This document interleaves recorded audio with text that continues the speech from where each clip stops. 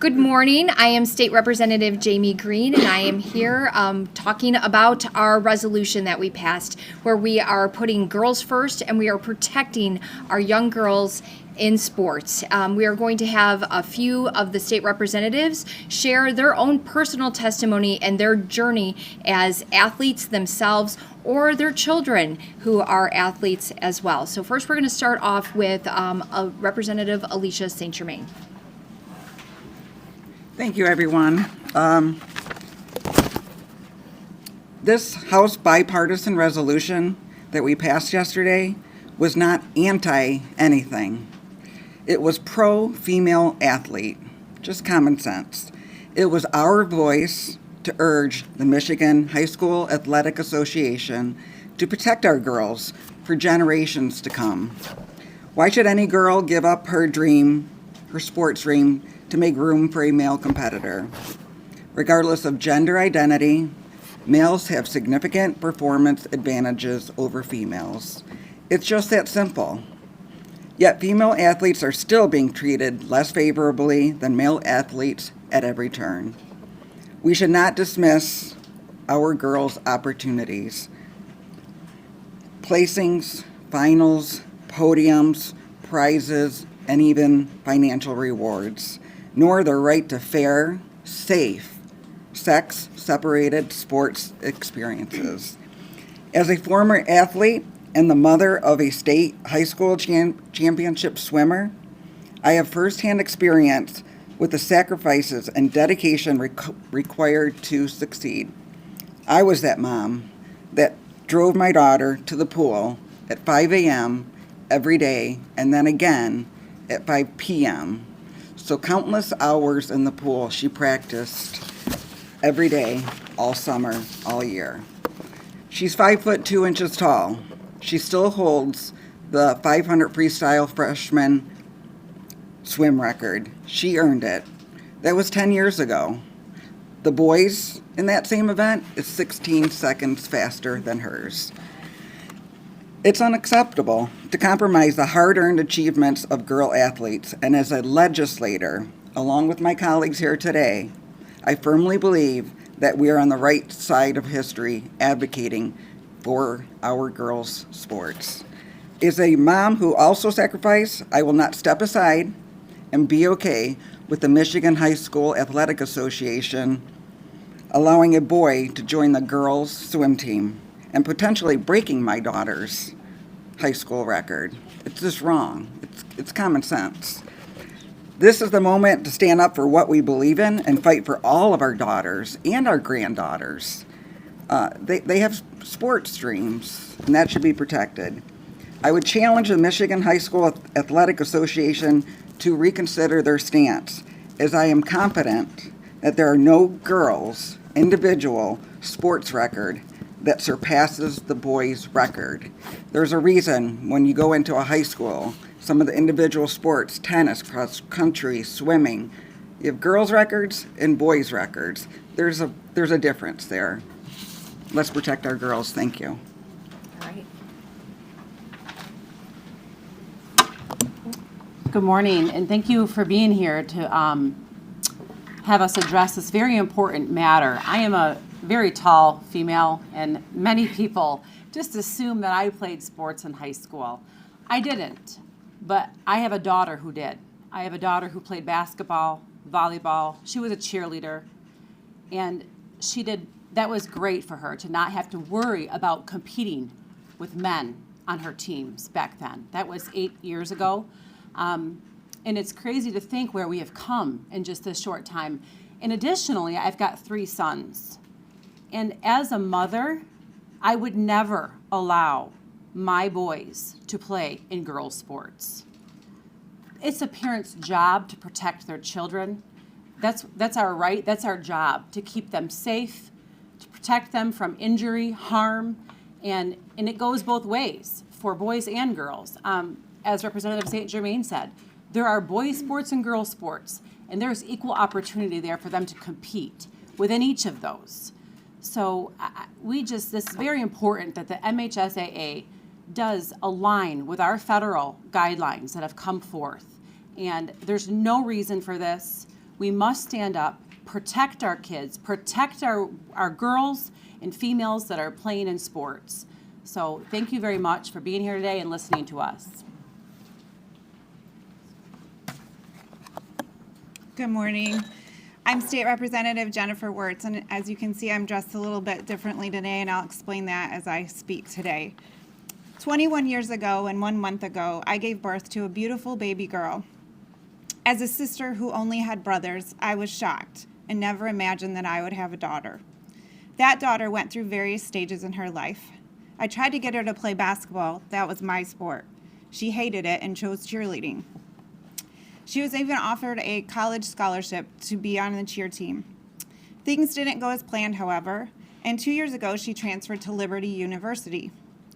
There she was recruited to join the women's wrestling team. Having never been a wrestler in her life, we were shocked to hear this news, but amazed at how quickly she advanced. A year ago, she finished in the top 5 of the National Collegiate Women's Wrestling Association finals, and she's an All-American wrestler. Today, she will be competing again at the NCAA finals, hoping to bring home that same title. I share this because it's ironic to me that at the national college level, we've recognized and expected that men don't belong in women's sports. Conversely, women wrestling has become the fastest growing sport in America. Because women don't have a chance to compete fairly against men in wrestling. Men are simply by nature stronger, and that's okay. God made them that way. Even at the high school state wrestling finals and districts, MHSAA separates girls from competing against boys. They recognize the same thing, that if girls were competing against their same male counterparts, they could not win. It would be at a disadvantage to them. We stand here today simply asking that MHSAA adopt the same principles that they use in wrestling. The principle behind why Title IX was created in the first place, to give our daughters and our granddaughters a chance to compete fairly in sports. To compete in sports and athletics, and to not be afraid of a boy or a young man taking that opportunity away from them. God made male and females differently. I have 2 boys and 2 girls. I see it all the time. We accept that. We embrace that. We want our daughters and our girls and our granddaughters to have those same opportunities and to be protected and the chance to excel and win. Thank you.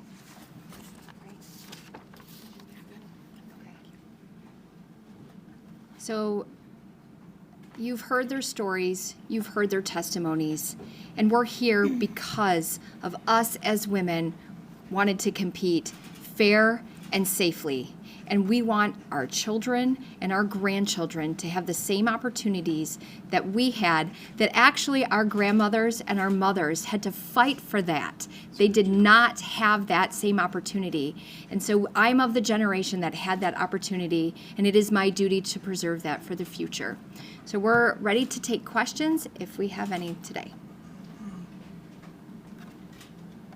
Yeah, Reps Wenzel and Schmaltz. Is Rep Schmaltz? No, she's in okay. committee. I guess Rep Wenzel then. You voted for the expansion of ELCRA in 2023, correct?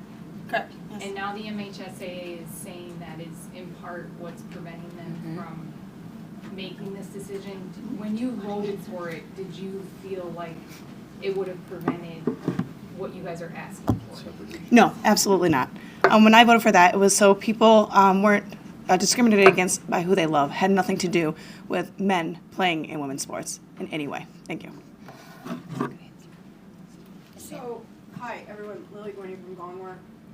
There was a 15-year-old trans boy who committed suicide in Royal Oak last month who was an athlete.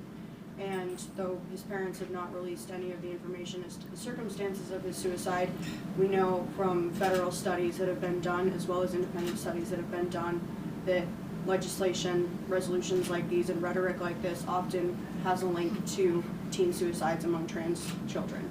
Is there any concern among any of you that this is something that could potentially Well, happen? in itself, so we want all children to be safe, to be able to have opportunities, and there is no reason we couldn't have a separate space for them to compete. But there is an undeniable difference that if you are genetically born a male, you have a competitive advantage over a female. And so I'm so sorry that that has happened, and I empathize for those parents. You know, and we also have experiences with this as well. So here's Jamie Green's story. My best friend in college, he struggled with this as well. He also had mental health issues. He began the process of transitioning because a counselor encouraged him to, because he was comfortable in women's clothing. We were all fine with him being comfortable in women's clothing. We were all fine with him turning into Tara. No issue with that. However, because of the transition, so we're heading down a slippery slope. He should have had more screening. He ended up committing suicide as well. And so we have to be careful on how we handle children and adults that go through this as well, but we also have girls and boys who are competing as well. And so we do need to find a space for everybody that is equal, fair, and safe. And so it is important that, of course, those parents are supported, and of course, children are encouraged to and be supported. They have a space to be who they are, just like Rep. Wenzel said. People have a right now to love who they want to love, and we're not against that. We are trying to protect our daughters, though, from biological males who have a competitive advantage as well.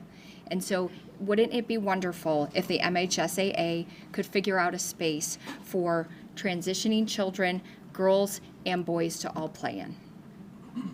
And on quick follow-up, so the MHSAA's last public message to us at least was that they're committing to a legal review of their policy between ALCRA and between the federal executive order. So it doesn't sound like they're, shutting the door on what you guys are talking about. It sounds like maybe they're just not ready to commit to it yet. So as they go through that legal review, is there anything that you all hope that they consider?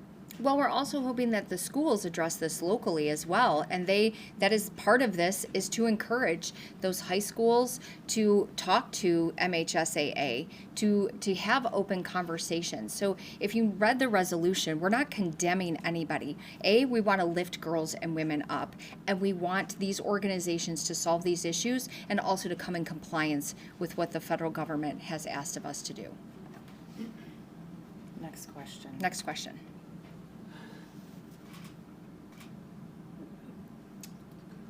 All right. Well, thank you for being here today. Thank you. Nice jacket.